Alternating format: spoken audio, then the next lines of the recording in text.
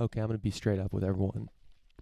Was at a homie's place last night. Shout out David, big friend of the podcast, listens to everything. Respect. Uh, Camping at his place, in his backyard. Hold on, I got to turn some things off here. I have rushed this into operation.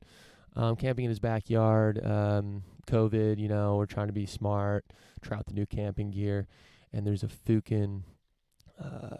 there's someone in an apartment building, and it's fucking, they're talking really loudly on the phone, and we just can't fucking sleep. So the other group we were with, they go inside to sleep, and we can't sleep in there because we're not part of their COVID pod. It's actually a sad thing. We're not part of a COVID pod.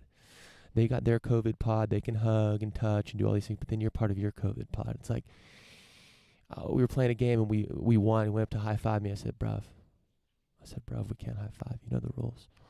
You know the new normal, dude. Anyway, so they go inside. They're sleeping. But before they do, actually, this fucking guy is talking so loud on his phone with the window open. He's like screaming, and the other guy's on speaker. And I was like, I yelled. I said, excuse me. And then the guy's like, you talking to me? And some other guy, I shit you not. Don't worry, I'll get to the good stuff. Some other guy, I shit you not, that we don't know is somewhere else that probably heard this guy says, yeah. So I say, excuse me, to this guy that's just screaming in his apartment on the phone. And I'm trying to take a sleepy. I need my sleepy to prepare for the potty. And this guy, I say, excuse me. This guy says, you talking to me? I was like, oh, no. And then this other guy said, yeah. So it was a unified front. The guy ultimately won because by 4 a.m., he was blasting TV. But then the TV would go off, then it would blast again. And it was like, oh, July 4th weekend. He's like rewatching I don't know what it was blasting. We had to leave. So anyway, that's a long way of saying I got a couple hours of sleep, but the show must go on. So I had an alarm set for 5:45 a.m. I turned it off. I didn't snooze it. I turned it off. I was like in a total daze. Woke up at 6:15, 45 minutes to prepare for the show, for the go live. I guess I prepare every second of every day, because I take all my experiences and all learnings into the show. But yeah, so boom, we rushed right to it. We got it. It shows you a quick little lesson before we kick things off. It does show you that, by the way, I am closer to the camera. Justin Dunn, thank you for your support on this. He's like, dude, get closer to the camera. I watch YouTubers. I know what you need to do. Get closer to the camera. I said, okay, I'll get closer to the camera. You want to see my face? We're at my folks' place. We're gonna keep it chill. I'm gonna upgrade this whole studio setup. We're gonna have some fun with it. Every week's an experiment. It's all practice. I appreciate all the people that listen. I think I get, 40 or 50 a month, or a week for every episode, something like that. Who knows? They could all be Russian bots downloading the podcast. It doesn't matter because I learn, I have fun with it, we talk, and the people that do reach out and say what up makes my day. It's fun as hell. Okay, so with all that out of the way, my name is Dick Lucas. Pleased to go to information warfare with you today. That's what we're talking about. We're talking about ideas. We're talking about information warfare. That's what we do on this show. Okay, so I'm gonna get right into it here. We've got a few. We're gonna be shooting from the hip here. Okay, it's 7:05. I've got literally a work meeting at 8, so I wrap this up and go right into that. It's epic. So we're gonna get right into it. Okay, here we go. So Barry Weiss, she worked at the New York Times. She released a letter saying that she, I should just quickly, I'm going to talk about this letter that she released, why she left the New York Times, and I'm also going to talk about TikTok in China. I'm going to talk about the internet being disastrous for large-scale cohesion. Maybe let's argue that. We'd announced, we're going to talk about Signal, Ethereum, cryptocurrency SEC registered bond fund on Ethereum. Mr. Money Mustache had some funny comments we're going to riff on. USDC, that stablecoin that I always talk about being blacklisted. There's Financial Action Task Force talking about cryptocurrency, which is a group of founded by the G7 to combat money laundering and money crimes, if you will. Not financial crimes, but crimes with money, terrorist funding and stuff like that. We're going to talk about the ownership economy. Jesse Walden started Variant Fund. He gives some examples of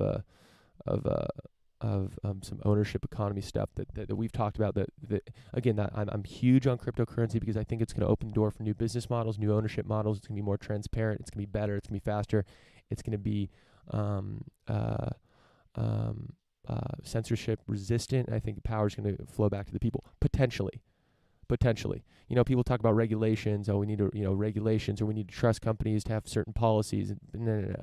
Trust went out the window with the Snowden leaks in 2013 when the U.S. government, when the NSA lied to Congress twice, and therefore the American people. So I don't care about, that's why I love end-to-end encryption, because it doesn't matter who happens to be in the White House. It doesn't matter who writes something on a piece of paper. I mean, obviously laws are important, but I'd rather believe in, mathematical proofs, verifiable proofs that show that my data is protected, that show that my communication is encrypted, not some politician that says it is, or that is responsible for enforcing, has a body that's responsible for enforcing this. Let's let math enforce it. Let's let open source enforce it. Let's let a crypto network that can be verified by everyone enforce some of these things that we're trying to put on these big tech companies. It's like, yeah, let's move to a new model. So we're gonna riff more on that. But anyway, I get going on cryptocurrency. I get going. I'm excited. It's fun, man. I'm ultimately excited about it. That's why I like riffing on it. Okay, so this is a great piece. Not in the New York Times, but about the New York Times by someone that used to work there. She just left. And when we talked about, what was his name? We talked about, that other guy. God, I want to say his name. I forget, published that op-ed. He was, James Bennett, I believe. He was responsible for publishing that op-ed by Tom Cotton, which argued to bring in the troops, basically. And then he got fired for it. He got fired for sharing, for allowing a U.S. sitting senator, someone that is legislating our country, who has in my opinion, an abhorrible, how do you pronounce that, Mike? Thank you. Abhorrible view on how to deal with the protests. Very strong man,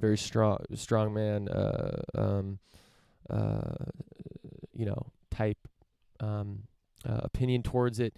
Yeah, I didn't agree with it. I think a lot of people didn't agree with it, but he's a legislator. We need to hear his opinion. And then that guy got fired. New York Times used to be about, sharing ideas and, letting people decide. But increasingly, I'm seeing it less and less like that. I think that we'll riff on this, but I'm going to pull quotes from her paper. Okay. So here she goes. The paper's failure to anticipate the outcome of the 2016 election meant that it didn't have a firm grasp of the country it covers. So that's why Barry Weiss was claimed that she joined the New York Times. But the lessons that ought to have followed the election, lessons about the importance of understanding other Americans, the necessity of resisting tribalism, and the centrality of free exchange of ideas to a democratic society, have not been learned. The truth isn't a process of collective discovery, but an orthodoxy already known to an enlightened few whose job it is to inform everyone else. So you got some, ivory tower people in New York Times, left-leaning, heavily left-leaning. Now listen, I don't dog exclusively the right, I don't dog exclusively the left. Anyone that it falls on either camp is a sheep. You should take an idea, don't even think about whether it falls on the left or the right. What do you think about it? What do the facts say about it? Then you form your opinion. Who cares where it falls? Okay? And if you go through that intellectual process, you'll find that actually you probably have ideas from both sides. So again, if you ever think that if a lot of your ideas match up with a specific party, a specific ideology, even a specific person, be careful. Like if you believe everything I say, you should be careful. I'm not going to be right about everything. It's a good intellectual exercise. Anyway, there's a lot of tribalism on the left in the information warfare, and the exchange of ideas. Absolutely. And she was dogging that. So here we go. So Twitter's not the masthead of the New York Times, but Twitter has become its ultimate editor. Stories are chosen and told in a way to satisfy the narrowest of audiences, rather than to allow a curious public to read about the world and then draw their own conclusions. Remember, the New York Times is a publicly traded company. It's a business. How does it make money? Well, it makes money on subscriptions, makes money on advertisements. How do they get more subscriptions? Well, they get more people to read it. Now, there's nothing wrong with that. There's nothing wrong with that business model, but just understand they're a publicly traded company. Their business. They're trying to get clicks. They're trying to get people to want to read their shit. The goal is not necessarily to inform. The goal is to get clicks, and the goal is to get subscribers. The Economist has a similar. Basically the same same business model, and I'm a big fan of The Economist because I do think they talk about ideas that don't just fit one particular mold, and they do allow open debate on different issues, and they're not just not just getting in line. But yeah, stories are chosen and told in a way to satisfy the narrative audiences rather than to allow a curious public to read. I try to do this, and I think this is what the New York Times should do. And I think a lot of things, they do this in a lot of things, but they also don't do it in other ways. Their op-ed section is, I went to the New York Times like the other day. I never go to NewYorkTimes.com to look at, like, sometimes I do, like when I'm searching for a specific thing. Oh, we got a Doge behind me. Epic. What's up, Ted? But I don't just go to the New York Times and peruse it. I don't. But I just went the other day, and the amount of space taken up on op-ed stuff and like opiniony, like kind of, super left leaning kind of talking points and things like that. It was flooded. And you go back to the you scroll down a little bit, and you're talking about hard hitting shit that is affecting the world. So they just still have those stories.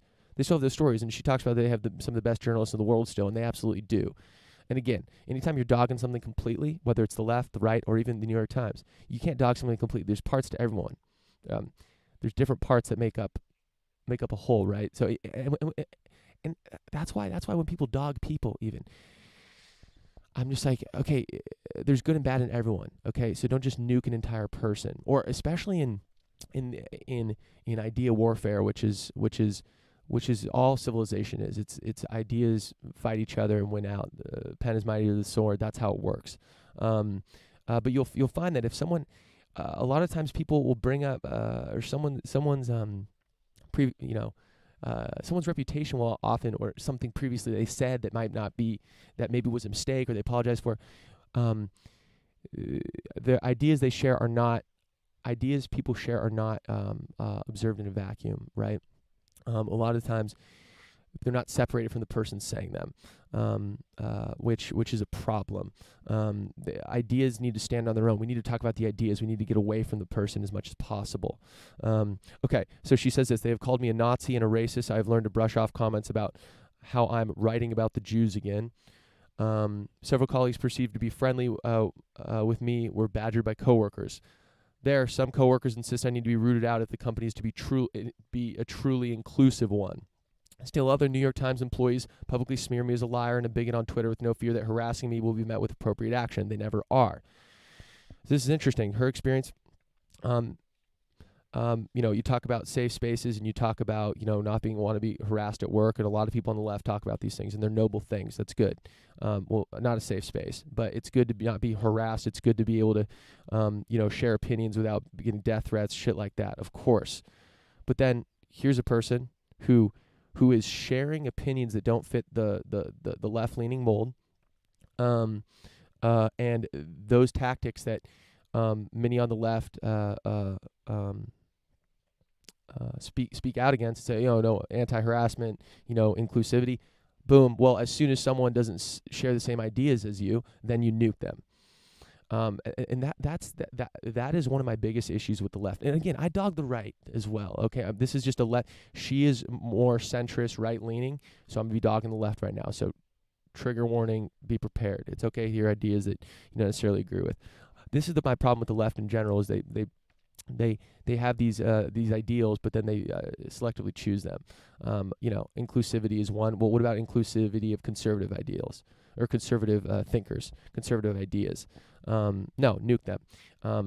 So it's a pick and choose. It's a whole pick and choose thing, especially with, dude, even your average person in the media, which is many people on the left. There's many left-leaning. Media is big. I think just in general, movies, TV shows, people that are in the media definitely left-leaning.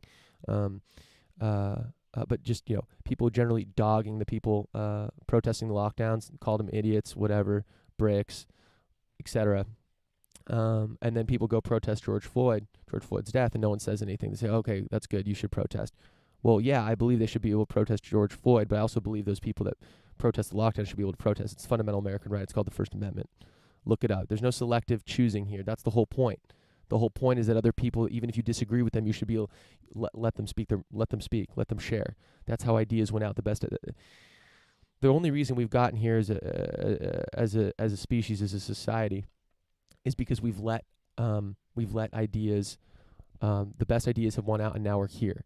And now to go back and say, okay, well, now that we've gotten here, where people are generally free, despite what you'll read with some people on the, I think some doomsayers, despite what civilization, post agriculture, whatever.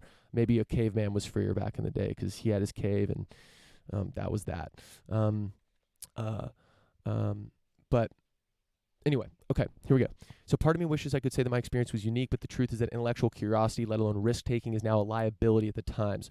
Why edit something challenging to our readers, or write something bold only to go through the numbing process of making it ideologically kosher, when we can assure ourselves of job security and clicks by publishing our 4,000th op-ed arguing that Donald Trump is a unique danger to the country and the world, and so self-censorship has become the norm.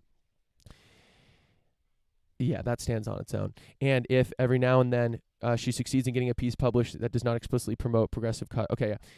If she feels strongly enough to suggest it, she's quickly steered to safer ground. Okay, so if a piece is perceived as likely to inspire backlash internally or on social media, the editor or writers avoid pitching it.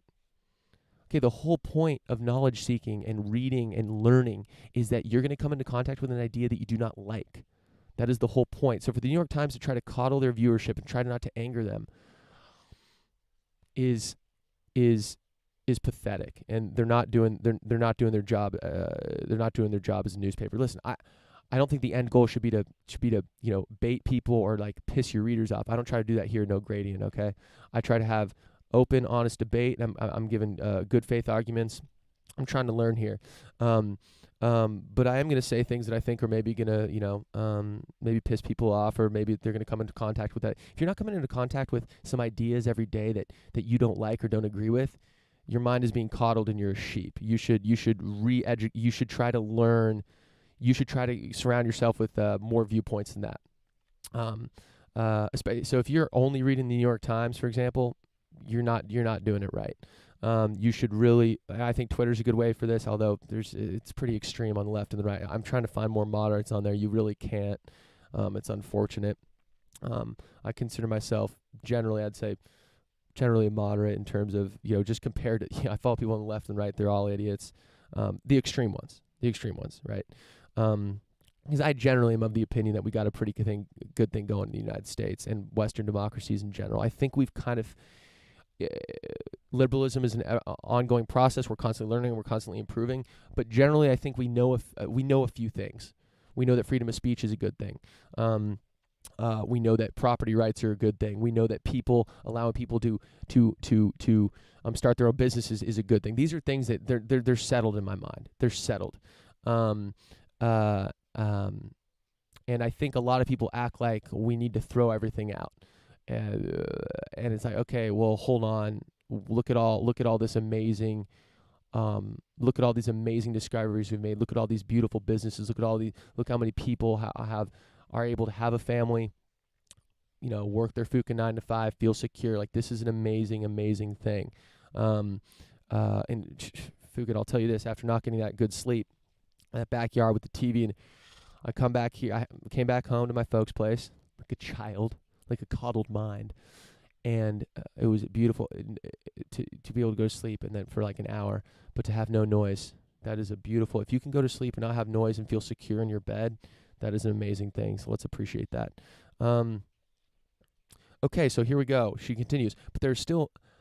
She talks about the Tom Cotton. So it took the paper 2 days and 2 jobs to say that Tom Cotton op-ed fell short of its standards. Weak sauce, New York Times. We attached an editor's note on a travel story about Jaffa shortly after it was published because it failed to touch on important aspects of Jaffa's makeup and its history. Don't know what Jaffa is.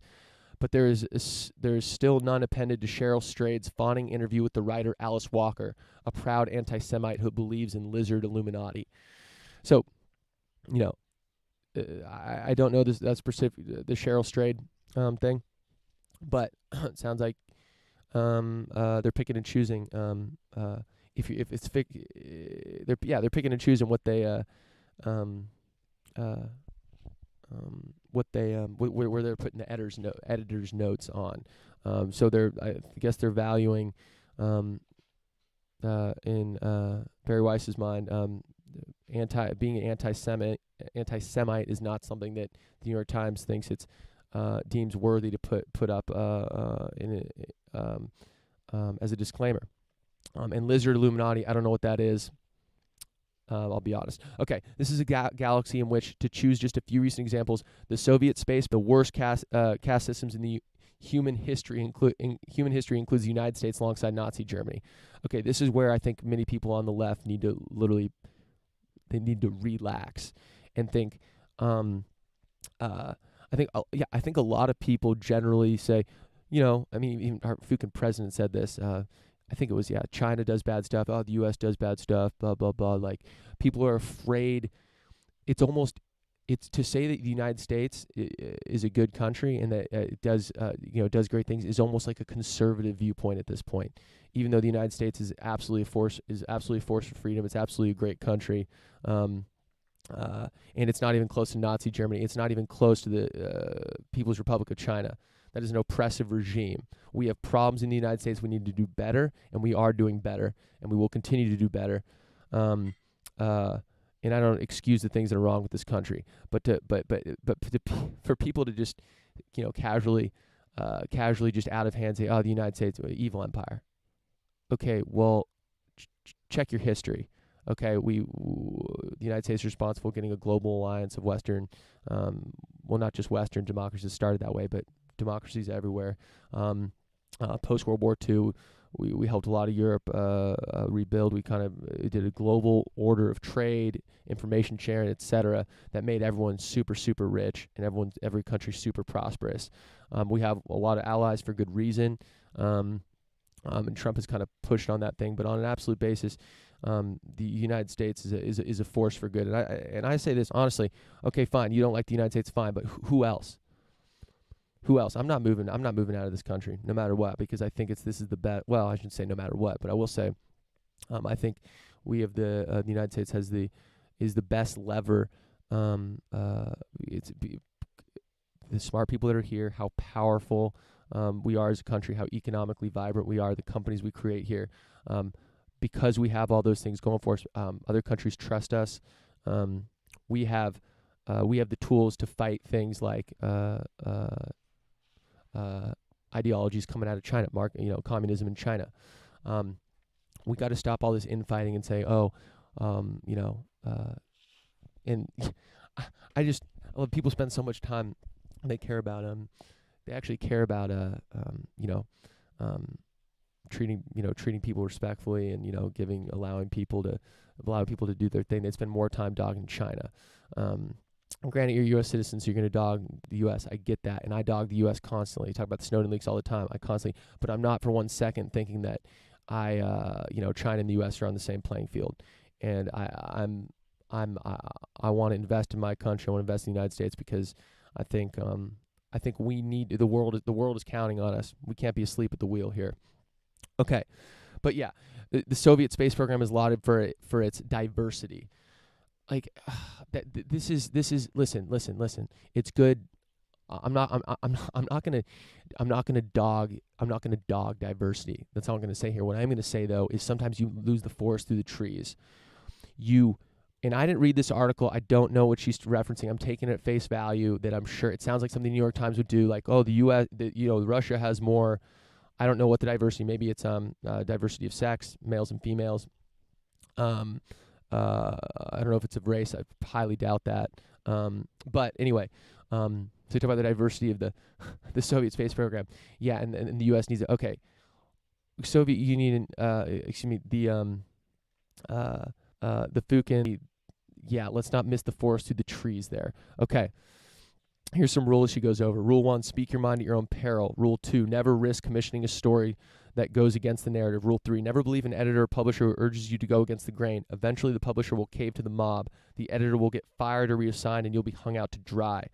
None of this means that some of the most talented journalists in the world don't still labor for this newspaper. They do, which is what makes the illiberal environment especially heartbreaking. I will be, as ever, a dedicated reader of their work, but I can no longer do the work that you brought me here to do. The work that Adolf Ox described in that famous 1896 statement, to make of the columns of the New York Times a forum for the consideration of all questions of public importance, and to that end to invite intelligent discussion from all shades of opinion. Hawke's idea is one of the best I've encountered, and I've always comforted myself with the notion that the best ideas win out. But ideas cannot win on their own. They need a voice. They need a hearing. Above all, they must be backed by people willing to live by them. I think that I love that. I'm going to quote that again. To make of the columns of the New York Times a forum for the consideration of all questions of public importance, and to that end to invite intelligent discussion from all shades of opinion. So, yeah, this is just this is. I think that's what a paper needs to be. You got to give multiple sides. So you shouldn't agree with everything the paper is doing, because if the paper is doing its job, it's going to give you multiple sides. Okay, it's not their job to tell you what to think. So I think that's an excellent goal of a newspaper. And Barry Weiss, wish you the best of luck. I should also say that I've seen some interviews with Barry Weiss. So she's the one that wrote this, and she's leaving the Times. Follow her on Twitter, and I've seen some interviews. I don't even know if I necessarily agree with a lot of things she says. I don't know that much. Honestly, I don't know much about her stances on things, but that's not the point of this. The point is that she feels there's an environment at the New York Times. I don't care what she believes. I think that's kind of my point. It doesn't matter. It doesn't matter what she believes, even if she believes in aliens are controlling everyone. And yes, that may be true. Well, first of all, if she actually believed that, then the New York Times should kind of force her out. That's fair. There are certain things you got to draw the line somewhere. Okay, so if she was just saying completely things that didn't make any sense, okay, fine.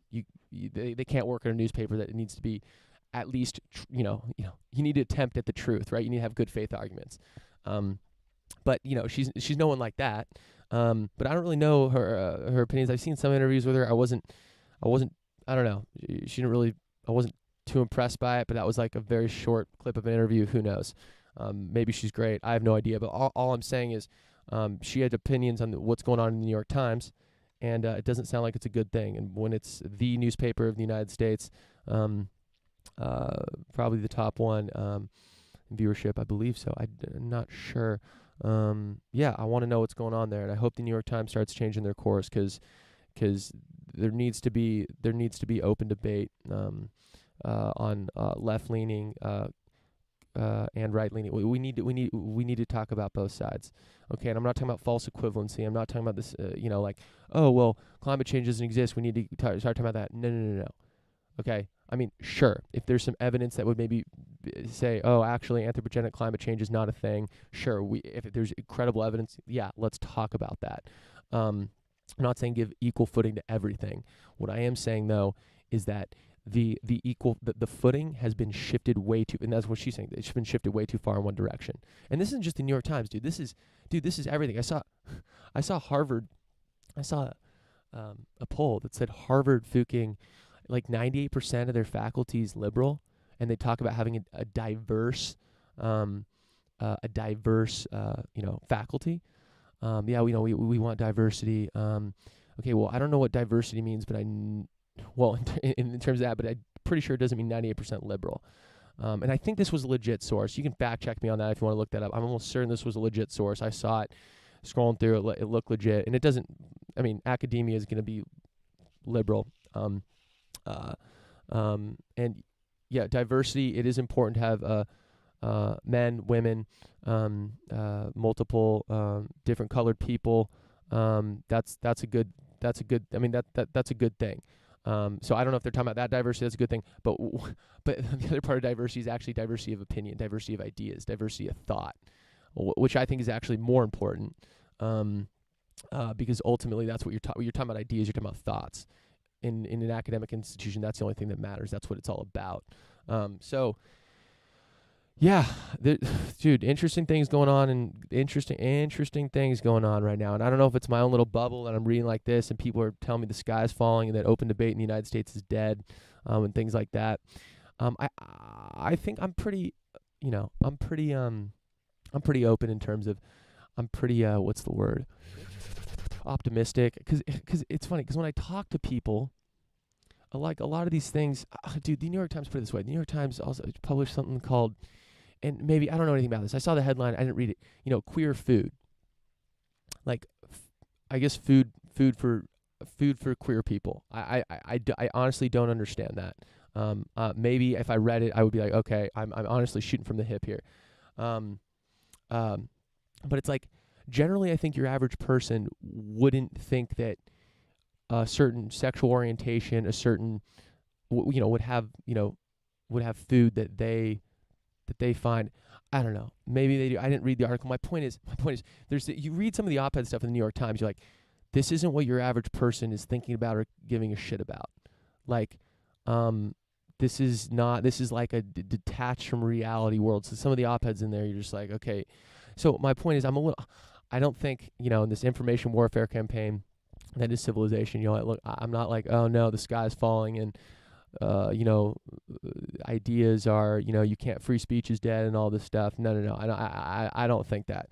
I think that in certain pockets it absolutely is. In academia it is, for sure. At least partly. I mean, look how, most people are, most professors are liberal, full stop. And I think that's a problem. Especially you get some, some little Johnny Pencil pusher that goes to university and learns that communism's good. Yay! Only in academia could you ever learn something like Fukin communism is a good thing. You can, because it takes a while to do the whole mental gymnastics in your head. So you kind of they gotta kind of beat it into you and how capitalism's evil and etc. So my point is, I look around, I talk to your average person, I talk to people, I have conversations with people, right? No one's like on on woke alert. Like, no one's like, oh, what are you saying? Is that allowed? Are you going against the grain? Like, no. Yeah, there's some people in New York Times and a skyscraper, thinking this. And yeah, some people on Twitter that are super loud and caught mobs. But dude, Twitter's not real life. Real life is real life. Okay, I walk around, I talk to my friends, I talk to my family, I talk to my neighbors, I talk to people in stores. People aren't like that. So I'm not that worried about it. People are fine. People are fine with open debate. But what does sadden me about the current state of affairs is that you can be wrong on something, and it could be absolutely devastating to your career. And people will absolutely hound you and come after you, which I think is absolutely illiberal. I think it's not. I'm a big believer in second chances. I'm a big believer in also just hearing people's ideas, regardless of, people should be able to share an idea. And if it's a bad idea, we should be able to talk about that idea. Okay? We should attack the idea. We shouldn't attack the individual. The focus is to, sometimes you got to attack the individual. If we're talking about some ideas, like, sure, I get that. If someone is spreading, raising money for terrorism and doing shit, it's like, okay, hold on, we need to do something here. I get it. There's lines, but the line is way shifted in the wrong direction. Okay, people need to be able to share ideas and be wrong. We need to be able to be wrong. Being wrong is a beautiful thing, because if we widen the scope of the things we can talk about, that means that there's going to be more correct things, that there's going to be more truths that get out, because we're widening the band of what we're allowed to discuss in the public. And right now that band is shrinking. I was at a job that said, don't say anything that you wouldn't say in a meeting in public. Don't say anything, it was talking about social media and all this stuff. And I was like, don't say anything in public that you wouldn't say in a meeting, like in the workplace. Are you fucking kidding me? There's plenty of things I would bring up I would tweet out or say on this podcast that I would never in a million years bring up in a meeting or bring up in the workplace, because workplace isn't for that. Workplace, you're all on a mission to get the job done. I don't care if you're a Trump supporter. I don't care if you're a Hillary supporter. I don't care where you stand on anything. You're there to get the job done. So I'm not, I'm not going to bring some of these maybe contentious ideas into the workplace. I get that. But to say that to be an institution, to be a company where you're covering your ass because by telling your employees that they need to be careful what they say and not say anything they wouldn't say in a meeting. I read that and no one else gave a shit. And I had a podcast at the time. I was like, well, I wouldn't I wouldn't drop the F-bomb left and right in a meeting. So am I going to get fired? Like, dude, I don't think you should be fired for certain ideas you hold. I don't think you should be fired if you voted for Trump. I don't think if you're a Trump supporter or MAGA supporter, you should be fucking franchised. There are things or anything for that matter. I don't think. Yeah, I don't think. I guess I'm just more. I guess I'm just looser with this stuff. Like, there was a time when I literally, if like you voted for someone, like this was years and years. Well, I guess not years ago, maybe 4 years ago. The Trump election taught me a lot. Like, if you voted for Trump, I was like, oh my god, like I can't believe, like I couldn't wrap my lib mind. It's like, okay, well, why don't you have a dialogue with the person? Why don't you try to talk to them, and why don't you try to learn why they voted for him, or why don't you just try to learn maybe Trump hasn't done everything bad.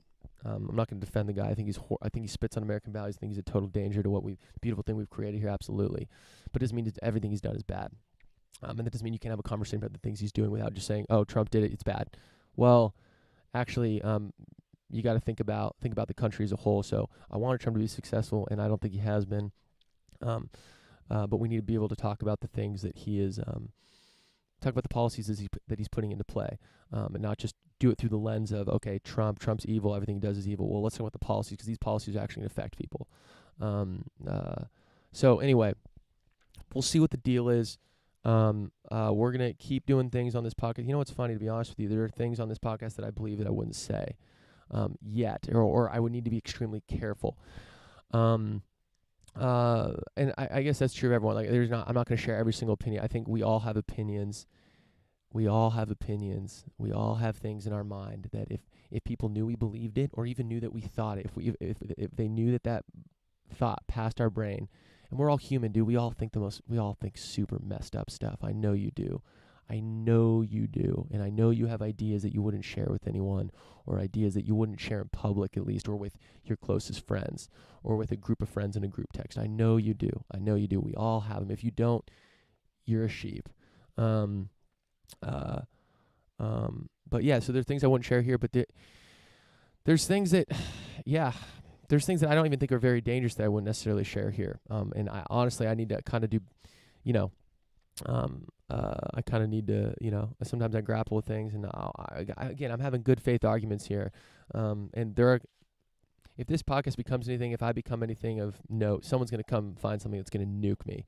I know it for sure. And we can play this clip. Listen, if I'm wrong, I'm down to, let's debate it. I'm having good faith arguments. I'm not trying to be a dick here. Okay. So that was New York Times piece. Wow, that took up a lot of fucking time, and I've got all this other stuff. Okay, then there's this, this TikTok war. Okay, well, let's get into this because I think it's a really good piece. Okay, so Ben Thompson of Stratechery had a great piece called "The TikTok War." It's epic. So people are talking about TikTok, the Chinese app taking the world by storm. But I haven't used it by all intents. I've seen some TikTok videos, like reposted on Twitter. Seems like a great app. They did a great job. ByteDance, Chinese company. Seems like people really like it, have fun with it. Awesome, great.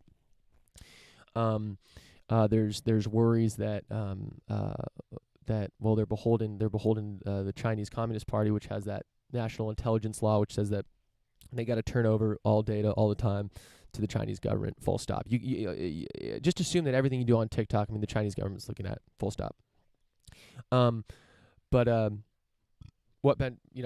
Well, and some of the narrative around this, again, this is kind of the left, kind of the left-leaning woke culture. Oh, are people attacking TikTok because, are they being racist because it's Chinese? Okay, this is what I'm talking about, stifling debate. Okay, it's not racist to say that the Chinese Communist Party is one of the most oppressive regimes on the face of the earth. Okay, they don't allow their people to say certain things, think certain things, and they've interned Uyghur Muslims. Okay. That's not racist to say that. Okay, it's Chinese Communist Party.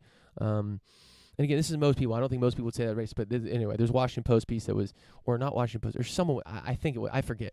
Again, I follow people on the left. Things scroll through. But no. So people compare. Oh, okay, Facebook and TikTok are the same. They're both they're all collecting data. Yeah, and that's true. But the difference is, TikTok's beholden to an oppressive regime. Facebook is not. And I think that's a notable difference. But that's not the point. Because Ben Thompson talks about this, and he talked about it on his Dithering podcast.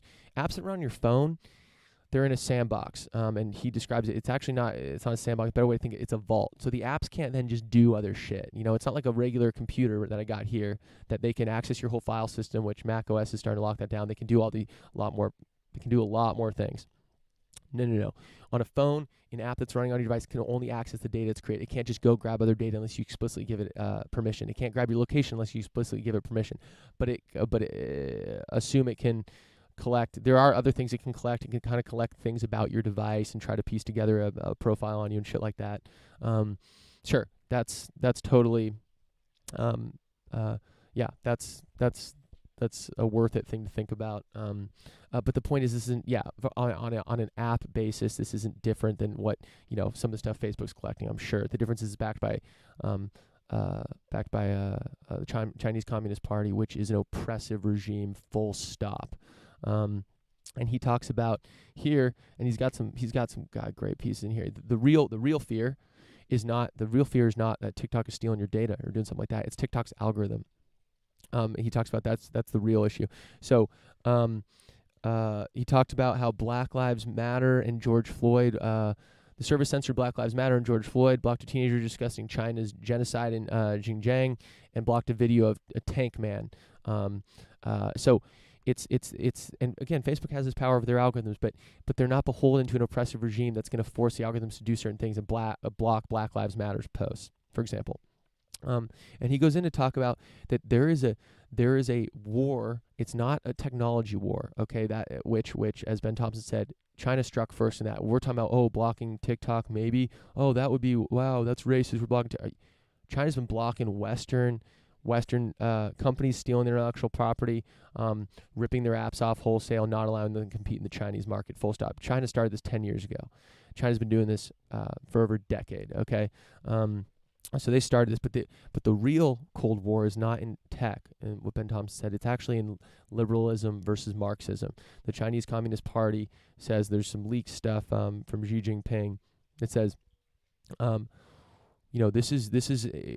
it's Western ideals that we are fighting, and what's happened is Bill Clinton said, okay, open up the internet, China, open up the economy, China's just going to become more Western, boom, boom. But that's a two-way street, because what happened was China did not. On some level, it became more free. I think it's freer than it was, 40 years ago, which is a good thing, because I believe in freedom of the individual.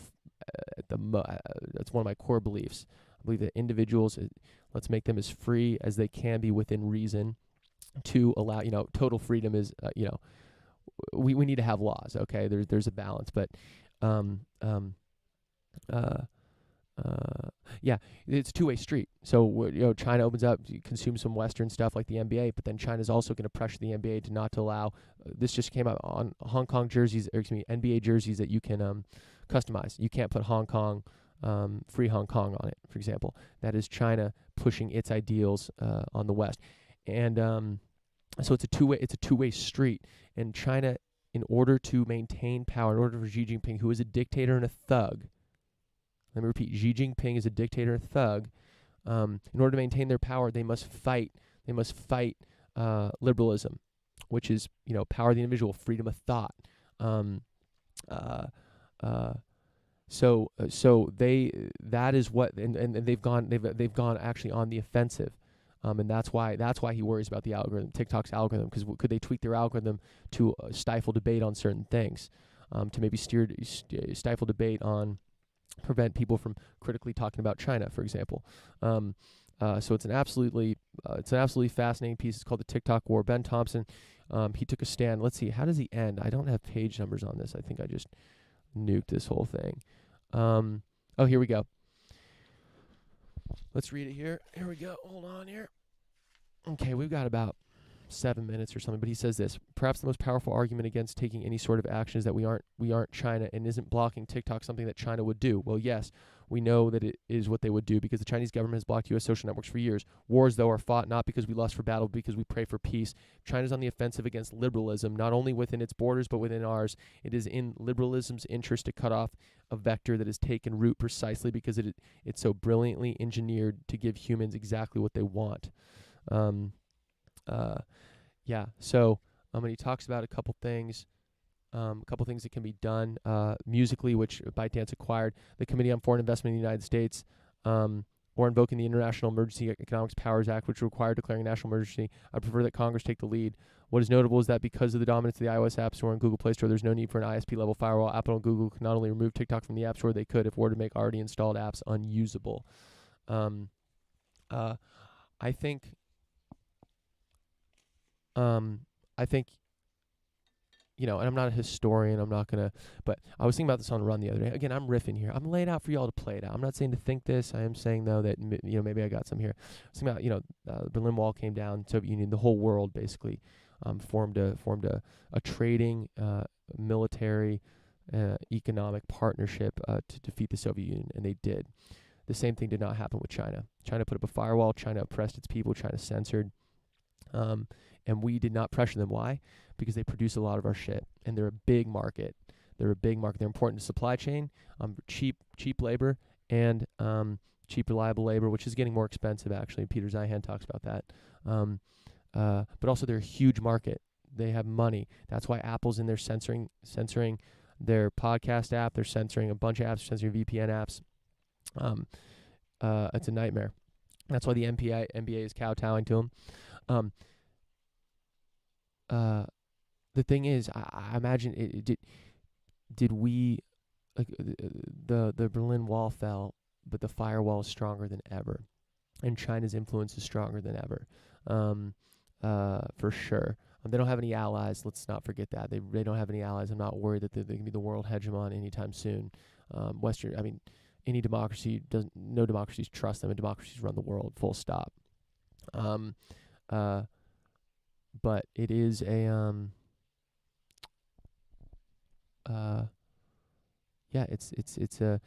I wonder if did Western democracies, did we kind of fail to check China, let them keep oppressing their people, keep censoring their people. Now the Uyghur Muslim thing is absolutely insane, that they're doing that, and we're still trading with China, we're still building products in China, we're still working with them. That's like working with Nazi Germany when they're fucking rounding Jews up. Okay, this is why it kind of blows my mind that there isn't just the whole Western democracies, and Eastern democracies as well. Why are we not addressing this elephant in the room? Okay, it kind of blows my mind. Maybe if we put a little bit more pressure on China early on, they wouldn't feel like they can be so brash with some of these things they're doing. And listen, I'm not Madeleine Albright over here. Okay, I'm not a Fukin. I don't know. I have the answers here. I'm just wondering, like, maybe there should be a tariff on, if you're going to do business with a country, any exports from a country that is not a democracy, put a tariff on it, 5%, full stop, boom, done. Or goods, service there, goods built, export from there. Yeah, I don't know the answer, but I do know that something needs to be done, and to be fair, partially was done. Hong Kong is now treated like China. There's I think it's an executive order to the State Department. I don't exactly know who put it through, but basically Hong Kong is no longer a free economic entity from China. It's viewed as China, so a lot of financial freedoms that Hong Kong has in the national market has evaporated. Because China came in there, they went back on their promise in '96. The UK handed over Hong Kong to China. It said 50 years they can, which also, who thought that was going to be a good idea? Even if China gave them 50 years, what, after 50 years they were just going to nuke them? They probably thought that China was going to be more democratic by then, and maybe they will in 25 years. But then China went back on their word. They now are, all intents and purposes, Hong Kong is a puppet state of China, and they always kind of were. Well, not really, actually. Hong Kong, actually, people trusted it. The markets trusted it. Businesses trusted it. But now they don't have any autonomy, and it's sad. But good props to the UK for giving Hong Kong citizens a path to citizenship in the UK after working X amount of time. It's a big change to the visa program, so right on. Okay, I didn't get to any. I covered these two big pieces. I didn't get to any of the other stuff. Kind of like just covering big pieces and riffing. I was gonna get to some of this other stuff, didn't have time. The title of the episode is Marxism versus Liberalism. And these two pieces, the New York Times, Barry Weiss, and then this TikTok piece, they're both Marxism versus liberalism. What does Marxism value? Marxism values groupthink. It values not drawn outside the lines. It values the state having control. That's what it values. It values it does not value the individual. It doesn't allow individuals to draw its own lines. It does not give freedom individuals to do what they want to do and pursue what they want to pursue. It's groupthink to the max, and that's what China is. That's what they're fighting for, and that's what I see similarities in in with the Fuqua and what Barry Weiss is talking about at the New York Times. Liberalism is worth fighting for. I think we've unloaded. There's a reason the last 200 years has been an absolute explosion. The last 300 years, we're kind of figuring out how to group as a whole, give people freedom, let people say what they want to say, freedom of speech, let the ideas flow. Let's work together. Let's build together. That's what's important. Let's let individuals pursue what they want to pursue, because the individual is the most powerful thing in the world, in my opinion. More powerful than any group think, more powerful than any group of sheep that all thinking the same thing. No, the individual, because an individual, they can be on a mission, and they can think outside the lines, and they can invent new things, they can invent new ideas. I'm not talking about just business. I'm talking about new ideas. I'm talking about everything. I'm talking about the things that I can't even list. That's the beauty of it. That's the beauty of humanity. We can think up things that no other one human can think up things that no human in the history of humanity has ever thought of. That's a beautiful thing. That's an amazing thing. We're an amazing species, and we're worth fighting for. And it's fun talking about this stuff, man, because this is the real deal. Well, Marxism versus liberalism. I'm a dyed-in-the-wool liberalist, not the left-leaning kind of Democrat. Not when you hear liberal, you think that. No, I'm talking classical liberalism. I'm talking power of the individual. I'm talking freedom of speech. I'm talking property rights. I'm talking ability to say things in the public square and not be hung or not be canceled. I'll leave you with this. If you think it's okay to cancel someone, or you think it's okay to nuke them for ideas they have, just what happens when we set that precedent and people start getting nuked for ideas that you do agree with? You always got to think of the flip side, and that's what we talk about on the show. We always talk about the flip side. Okay, there is no gradient. Okay, there's no gradient in the world, and that's the problem. There's a gradient in reality. Okay, and again, the flip side I always come back to is, okay, Obama doing all these executive powers, and Trump has pushed the executive branch way harder than Obama ever did. But if I was doing all these executive powers, did you bat an eye? Did you say the executive branch is probably a little too powerful? What if someone gets the wrong keys to the kingdom? Well, what if the wrong people start canceling the people that you agree with? We can't cancel people, okay? We need to cancel their ideas. We cannot cancel them individually, okay? We need to allow thoughtful, honest debate to flourish. It's a beautiful time to be alive in history, and if you're watching this podcast or listening to this, you have more opportunity than billions of people, because that means that you have the internet, and you found me somehow. And not that I'm going to give you more opportunity than billions of people, but I always think about that. Like I tweet that out. I'm going to quote myself on Twitter. If you can read this tweet, you have more opportunity than billions of people. Go out, seize that opportunity. Let's make a better world. Let's make a more fair and just world. Let's defend the people even if we disagree with them, because that's how it works. That's how new ideas form. Okay, everyone, this was fun.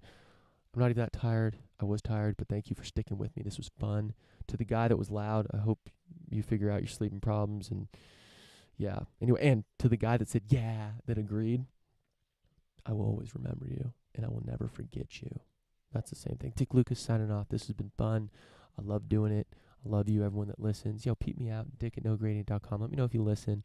Share it out. We're having a good time. I think this could be something. That's why I'm going to do it week in and week out. We're going to work on it. I'm going to get better at speaking. I think I already have. We're going to keep going. We're going to keep iterating. We're going to keep getting better. That's what we do. That's what we do on the show. That's what I do as a person. That's what you should do as a person. That's what we do as a society. We keep moving forward, baby. Okay. Enjoy the rest. Hump day, baby. I hate people that say that. Damn, why'd I say that? Okay, get out of here. Enjoy the rest of the week. One fucking love. Peace.